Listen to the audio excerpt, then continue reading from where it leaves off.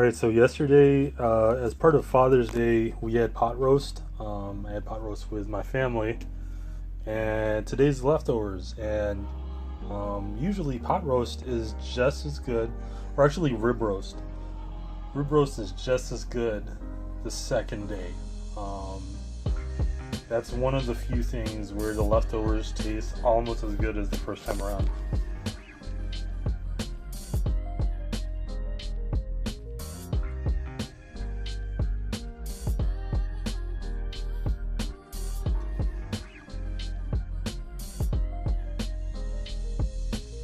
So lately, what I've been watching on YouTube, so Just Kidding News is one of the shows or the channels that I really like watching. Everybody's really funny on there, so I like watching that channel. Vice News is always a good thing, and then lately, my biggest binge has been MXR Plays. Yeah, like both their voices are just amazing. Henry has like this really like monotone voice, and then Jeannie has like all the impressions down. It's pretty insane how many impressions she has, but yeah, it's a really good channel. I've been watching a lot of those videos lately. What else has been on my YouTube binge? I watch the Major Wrestling Figure podcast a lot.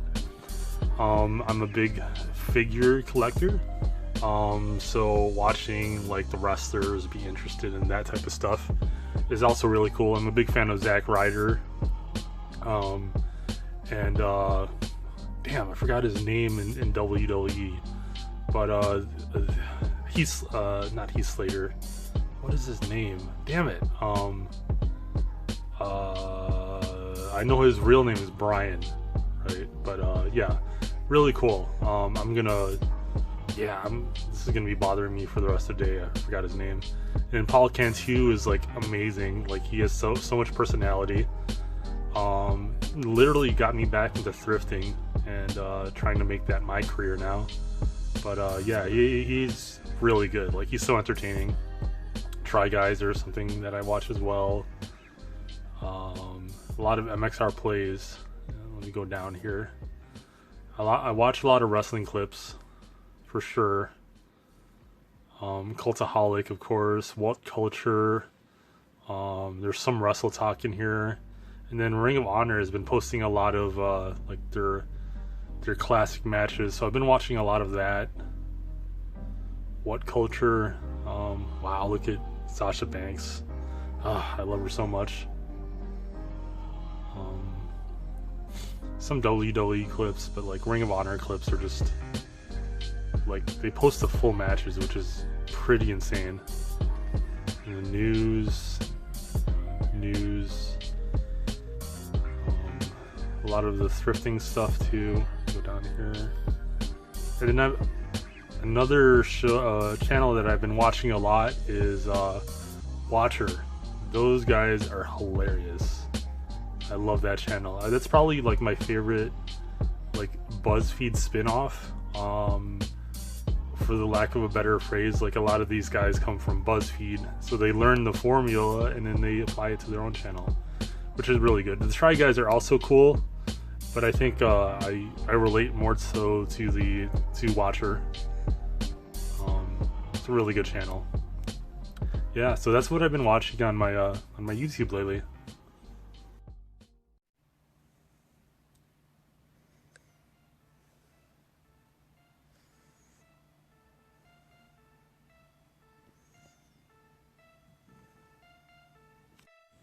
Hey, what's going on, everybody? So it is Wednesday, and what I've spent today doing is just trying to source things around the house that I could post on eBay and my other reselling stores. I think so much of the stuff around the house that I've collected, I've really I have a lot of sentimental attachment to things because when I do get sad or Like, I have those difficult days. In the past, I would collect things in order to have that type of like retail therapy. But the other bad part is that, like, over time, that becomes a bandage, a band-aid, a bandage, and it doesn't really fix the problem. It what it does, it's you just have more stuff, right? Like, you still are sad at the end of the day, but you're just gonna have more things to remind you of your sadness. And like, after you buy the thing, then you're continuing that cycle of like depression and sadness and whatever. But you know, through being around with family and friends, and you know, just trying to self manage things, you know, I've been able to get better and manage my depression in different ways. So I think I'm able to let go of some things easier. I think it's still a bit difficult for me to let go of a lot of stuff. And you know, it's like nesting, right? Like, you know, once you become depressed, like, you create a whole nest for yourself to make yourself feel cozy and hide in your like little nest, right? To get away and try to keep yourself comfortable, right? And I can't do that. I have been looking for jobs. I went on a few interviews, so that's been good. I'm still waiting on some callbacks. It's like difficult now because of the pandemic and what's going on. A lot of companies are starting to hire again, but the problem is there's a lot of people who are unemployed as well. So like, the job market is flooded right now with people looking for work. So yeah, like, sometimes I just get really overwhelmed by that. But you know, like, continuing on with that process of working and building this thing that is really my own, you know, like, I think the thing with like eBay stores is, or like Depop's, or like your own business, is like, you continually have to work. You just have to work and work and work. And if you don't work, like, you're not going to make any income, right? And sometimes I forget about that. And you really forget about like how much work you have to put into something that you love. And so, like, sometimes I'll have days where I don't post anything, and then I'll just like forget about it, and then it'll like lead to like a stoppage of momentum. But I just have to continue doing that work, you know. So I found a few things in the house that I'm ready to let go of. They're not going for that much, but like, hopefully, you know, hopefully that'll lead to some more momentum of me like letting go of more stuff, because I do have a lot of stuff. And I think as a collector, like, the good thing about that is, like, there's other people out there who also collect what you collect. So there's a market for some of those things that are in my collection that I could start letting go of and start generating more income for myself.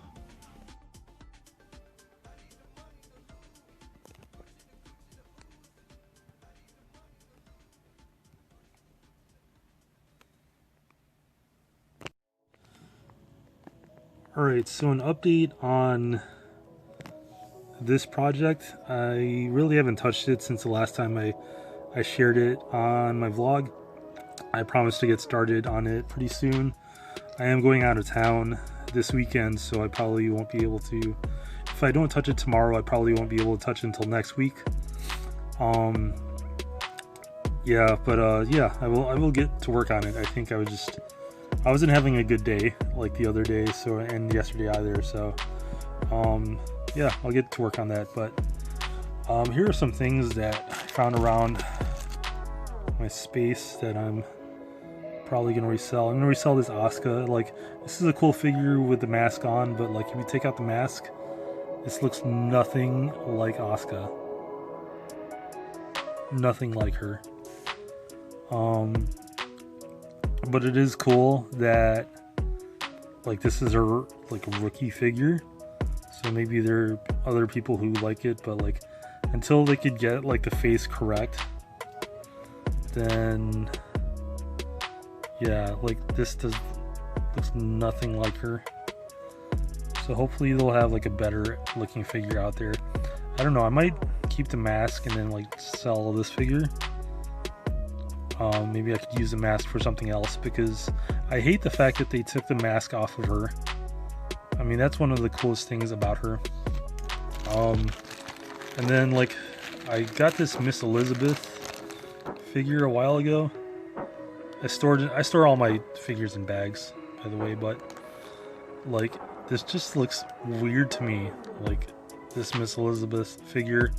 And I think maybe it's because of like the logistical things, like maybe it's the material and like the expectations of like how this figure should look, but like it just looks weird to me. I don't know. I'm like Macho Man Randy Savage is like my favorite wrestler of all time, so I'm still considering selling this, but we'll see what happens. Yeah, I don't know. And then I got this John Cena, and so I have like 3 John Cenas, right? And John Cena is probably the GOAT in like a lot of people's eyes, not mine. Like mine is either Macho Man or Stone Cold, but for the younger generation, you know, like he's probably the GOAT for them. Oh, also Ric Flair. Like Ric Flair is like, if he's not number 1, then like he's probably in the top 5. Or Shawn Michaels. You know, you could go on and on. It's a subjective listing. But my favorite John Cena of all time is when he had the US title and he was putting over a lot of the young talent like Kevin Owens. And so I have that figure. Yeah, so like I think the idea of like keeping multiple John Cenas in my collection doesn't really make any sense. I also have the prototype John Cena when he came to wrestle Kurt Angle, but I also don't have a Kurt Angle figure, so I might be parting with that as well. But I think I'm going to keep the belt and then I'm going to sell this figure. So we'll see what happens with that.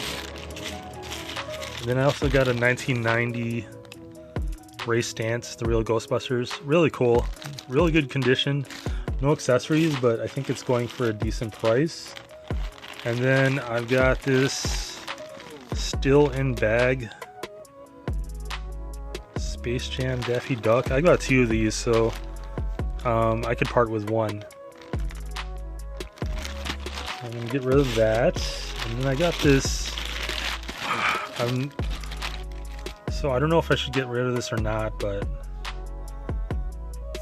it's Bobby Heenan.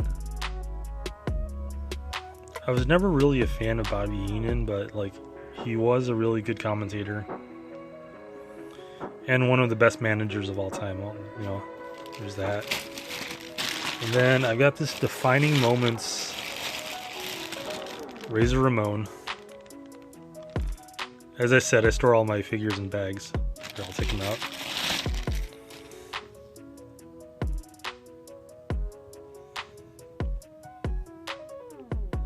Yeah, really cool. But with the new face technology, I think they could probably make a new one. Like the face, just I'm not feeling the face. I think they could do a better job with the face, with the new technology. So we'll see. Not selling this.